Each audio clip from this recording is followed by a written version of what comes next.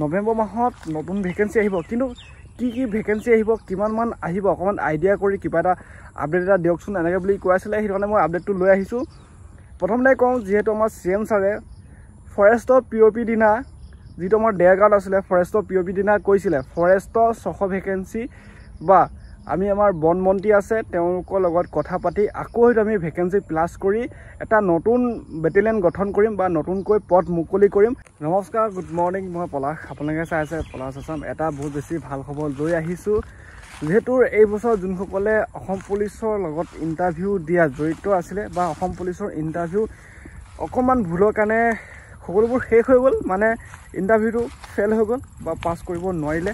সেই অকণমান হয়তো কাৰোবাৰ ৰানিঙত অকণমান 1 ছেকেণ্ড বেছি টকাৰ বাবে ৰানিংটো ফেইল কৰিলে বা কিছুমানৰ ৰানিং পাছ কৰিও লং জাম্পটো এক্সিলেণ্ট নোহোৱাৰ বাবে তেওঁলোকৰ আজি নাম নাহিলে বা কিছুমানৰ হয়তো ৰানিঙো ভাল টাইম সোমালে, লগতে লং জাম্পো এক্সিলেণ্ট মাৰিলে, কিন্তু চিন আপ আমাৰ যিটো এইটো চিন আপটো মাৰিব নোৱাৰাৰ কাৰণে আজি নম্বৰ কমিলে, হয়তো কিছুমানৰ নাম নাহিলে।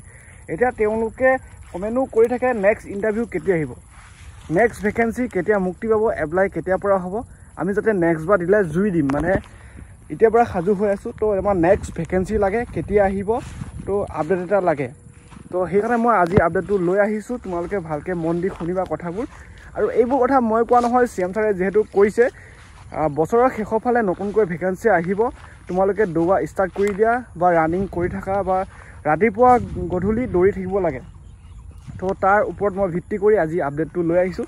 যদি মোৰ পলাশ আছাম ইউটিউব চেনেলটো প্ৰথম যাইছা তো ছাবস্ক্ৰাইব কৰি ল'বা, এই ধৰণৰ চাকৰি খবৰ বাতৰি পাই থাকিবা। এতিয়া আহিছোঁ আছাম পুলিচ ABUB কনষ্টেবল কেতিয়া ভেকেঞ্চি আহিব, কেতিয়া এপ্লাই হ'ব, কেতিয়া ফিজিকেল টেষ্ট হ'ব। আজি মূল বিষয়টো এইটোৱে।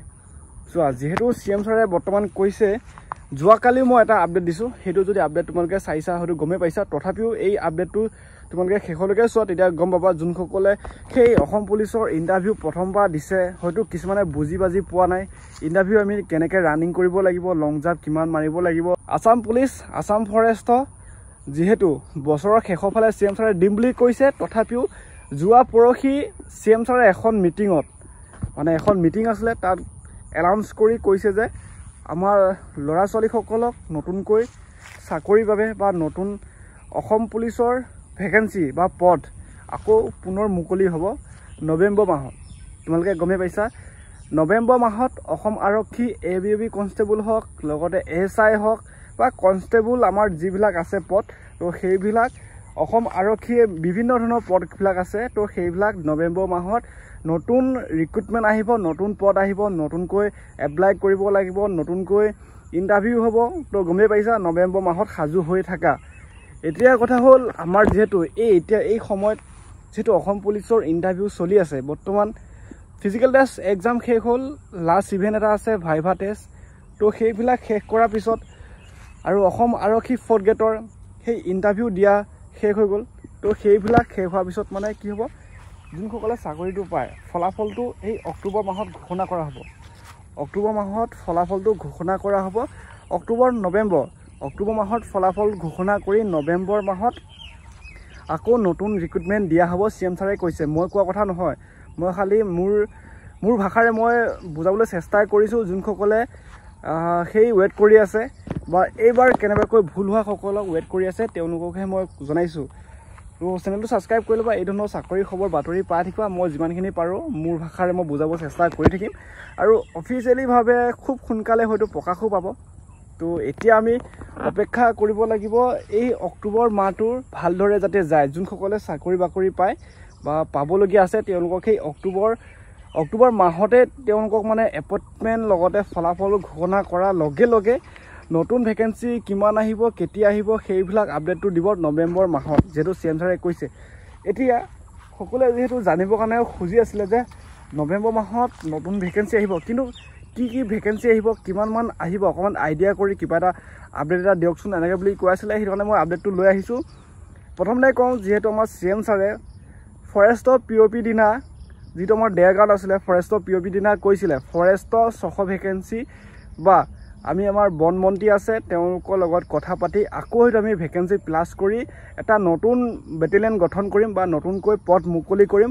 সকলোৱে প্ৰেক্টিছ কৰি থকা বা ৰানিং কৰি থকা এই মাৰ্চ মাহৰ ভিতৰতে আহিব বুলি কৈছিলে বৰ্তমান এতিয়া মাৰ্চ মাহ গুচি গ'ল তো এতিয়া বৰ্তমান অহা নাই যিহেতু এতিয়া অসম আৰক্ষী ফিজিকেল টেষ্ট বা ভাইভা টেষ্ট বা তৃতীয় চতুৰ্থ বৰ্গৰ এইবিলাক ইণ্টাৰভিউ সেইবিলাক পদৰ কাৰণে কামবিলাক হৈ আছে তো মাৰ্চ মাহত নাহিলে ফৰেষ্টত তো আহিব বুলি সকলোৱে ৱেইট কৰি আছিলে বৰ্তমান অহা নাই তো তোমালোকে ফিজিকেলৰ কাৰণে সাজু হৈ থাকা যিহেতু ফৰেষ্টৰ প্ৰথমে ফিজিকেল হ'ব তাৰপিছত ফিজিকেলত এটা ভাল মাৰ্ক পালেহে ৰিটেন এক্সাম দিবলৈ মাতিব তোমালোকে হয়তো গমেই পাইছা ফৰেষ্টৰ ষ্টেট কাট অফ মাৰে এইটো আমাৰ অসম পুলিচৰ যেনেকৈ ডিষ্ট্ৰিক্ট ৱাইজ সেইটো নহয় ফৰেষ্টৰ ষ্টেট কাট অফ যাব কাট অফটো বেছি যাব কাৰণ নম্বৰ বেছিকৈ পাব লাগিব এক্সাম দিবলৈ হ'লে তো সেইটো কথা গম পালা এতিয়া তো এতিয়া নেক্সট নৱেম্বৰ মাহত আহিলে ফৰেষ্টৰ আহিব 1 নম্বৰত 2 নম্বৰত ABUB কনষ্টেবল আহিব 3 নম্বৰত SI আহিব SI কামাণ্ডো হয়তো আহিব লগতে যিটো আমাৰ কামাণ্ডো ভেকেঞ্চিটো আহিবনে নাহে সকলোৱে ভাল পায় আছাম কামাণ্ডো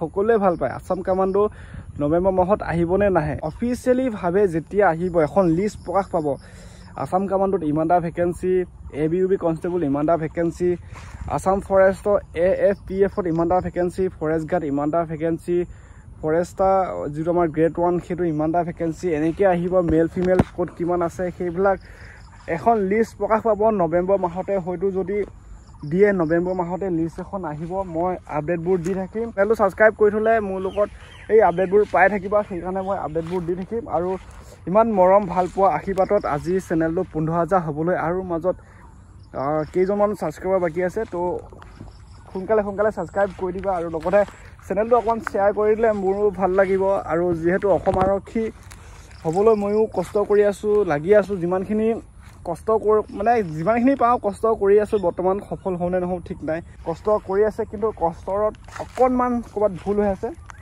তো সেইটো শুধৰণি কৰি লোৱা আৰু ময়ো লাগি আছোঁ আৰু যিমানখিনি আপডেট পাওঁ সেইখিনিও শ্বেয়াৰ কৰি যাম তো নেক্সট ভেকেঞ্চি হয়তো 15,000 ভিতৰত সেই আমাৰ আছাম পুলিচ ABUB কনষ্টেবল চাগে 1700 মান আহিব 1700 মান ফৰেষ্টৰ চাগে 1500 মান আহিব আছাম কামাণ্ডো সেই 1200 মান আহিব চাগে সেনেকুৱা টাইপৰ কিছুমান ভেকেঞ্চি আহিব হয়তো মোৰ আইডিয়া কৰিছোঁ মানে টোটেল ভেকেঞ্চি 15,000 মান চাগে হ'ব বা 15,000 বা 10,000 ভিতৰত কিবা দি ABUB কনষ্টেবল ইমানটা ভেকেঞ্চি এনেকৈ বুলি দিব লাগে অসম চৰকাৰৰ চাকৰি যিহেতু আহিব নতুনকৈ পদ আহিব CM ছাৰেও কৈছে